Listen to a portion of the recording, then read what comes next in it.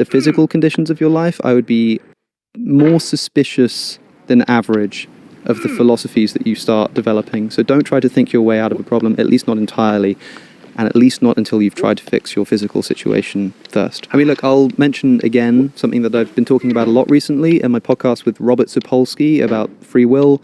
He introduced me to this study of judges where they were trying to find out what is the biggest predictive factor. They looked at some parole board judges and were trying to work out what's the biggest predictive factor as to whether they would send someone back to jail or grant them parole. And they found that the biggest factor when controlling for things like, their political leaning and stuff like that, the biggest determining factor was how long it had been since the judge had last eaten a meal. It's called the hungry judge phenomenon. People were being sent to jail or granted parole based on how long it had been since the judge had eaten a meal. What this means is that when we are not in a physically ideal circumstance, we should be highly suspicious of our ability to use reason. That's not to say that the judge can't eat a meal and still send someone back to prison. That can definitely happen.